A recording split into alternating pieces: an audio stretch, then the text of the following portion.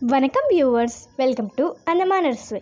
இன்றைக்கி நம்ம பார்க்க போகிறது நல்ல டேஸ்ட்டான மாங்காய் ஊறுகாய் எப்படி செய்கிறதுன்னு. வாங்க வீடியோக்குள்ளே போகலாம். அதுக்கு முன்னாடி நீங்கள் இந்த சேனலுக்கு புதுசாக இருந்தால் நம்ம சேனலை சப்ஸ்கிரைப் பண்ணிக்கோங்க.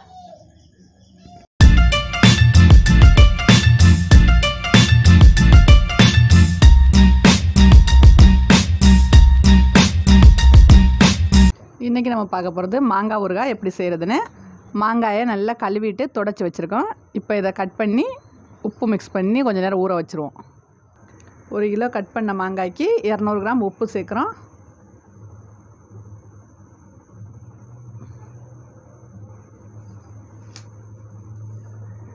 மாங்காய் வந்து கட் பண்ணாமல் 1 கிலோ இல்லை, கட் பண்ண மாங்காய் 1 கிலோ. 1 ஸ்பூன் மஞ்சள் பொடி. இப்போ இந்த உப்பையும் மஞ்சத்தூளையும் போட்டு நல்லா குலுக்கி 1 மணி நேரம் இது நல்லா ஊறட்டும். அதுக்கப்புறம் இதுக்கு மசாலா சேர்ப்போம். நல்லா குலுக்கி விட்டுக்கிறோங்க.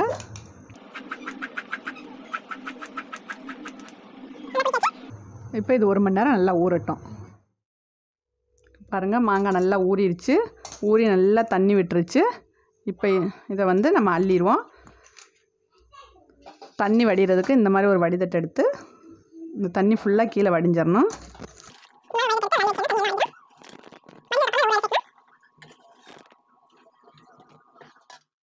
இப்போ நம்ம ஊறுகாய்க்கு தேவையான மசாலா ரெடி பண்ணிக்கிடுவோம். ஒரு கடாய் எடுத்துக்கிறோம். அது நல்லா சூடாகட்டும். இப்போ ஒரு பிடி அளவு கடுகு போட்டு நல்லா வறுத்துக்கிறோம். ரொம்ப ஹை ஃப்ளேமில் இருக்கக்கூடாது அடுப்பு. கடுகு வெடிக்கிற அளவு வறுத்துக்கிறோங்க. அடுப்பு லோ ஃப்ளேமில் தான் இருக்கணும். ஹை ஃப்ளேமில் இருந்தால் வேகமாக கருகிரும்.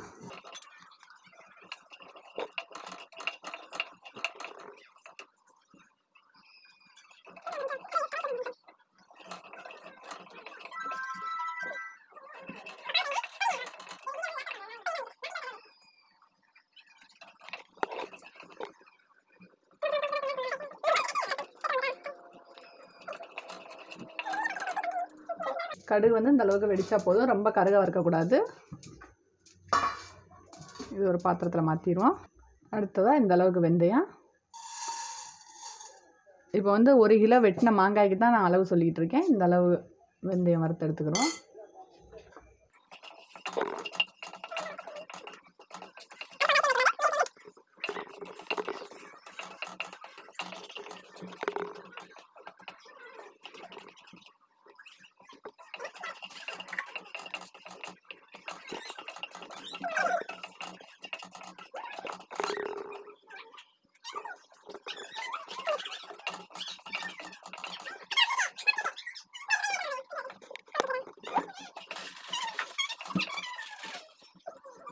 நல்லா கோல்டன் ப்ரௌனாக வறுபட்டுருச்சு. இப்போ எடுத்துருவோம் வெந்தயத்தை. இப்போ இந்த கடுகையும் வெந்தயத்தையும் பவுட்ரு பண்ணிடுவோம். இதை வந்து நல்லா ஆற வச்சுட்டு பவுட்ரு பண்ணணும். இப்போ ஒரு கடாயில் கடுகெண்ணெய் சூடு பண்ணிக்கிடுவோம். நான் வந்து ஊறுகாய்க்கு கடுகெண்ணெய் தான் எடுத்திருக்கேன். கடுகெண்ணெய் தான் ஊறுகாய்க்கு வந்து நல்லா டேஸ்ட்டாக இருக்கும். எண்ணெய் நல்லா சூடாகட்டும். அதுக்கடையிலே நம்ம இந்த பவுட்ரு பண்ணிட்டு வந்துடுவோம். கடுகை வெந்தயத்தையும். எண்ணெய் நல்லா சூடாயிருச்சு. அடுப்பை மீடியம் ஃப்ளேமில் மாற்றிக்கிறோங்க. 10 பூண்டு பல் நச்சு வச்சுருக்கோம். அதை அந்த எண்ணெயில் போட்டுருவோம். அடுப்பை வந்து ஆஃப் பண்ணிட்டு தான் போடணும். அடுப்பு எரிஞ்சிக்கிட்டு இருந்தால் கறிகிற நம்ம போடுற மசாலையெல்லாம். இதோட அடுப்பை ஆஃப் பண்ணி அப்படியே விட்டுருங்க. அந்த பூண்டு அந்த எண்ணெயிலே வெந்துடும். நல்லா ஆறட்டும். அதுக்கப்புறம் தான் நம்ம மாங்காயில் கொஞ்சம் அதில் கடுகு சேர்த்துக்கிறோம். அந்த எண்ணெய் சூட்லேயே அது வெடிச்சிடும். அப்படியே அடுப்பு அமர்த்தி வச்சுருங்க. நல்லா ஆறட்டும். இப்போ இந்த மாங்காய் நல்லா தண்ணி வடிஞ்சிருச்சு. இதை ஒரு பவுலில் மாற்றி வச்சுருக்கோம். இதில் மிளகாய்த்தூள், இதுக்கு வந்து 25 கிராம் மிளகாய்த்தூள் சேர்த்துருக்கோம். அடுத்ததாக வெந்தயமும் கடுகும் நம்ம வறுத்து வச்சுருந்தோம்ல, அதை பொடி பண்ணி மிக்ஸி ஜாரில் போட்டு பொடி பண்ணி வச்சுருக்கோம். அதையும் இது கூட சேர்த்துருவோம்.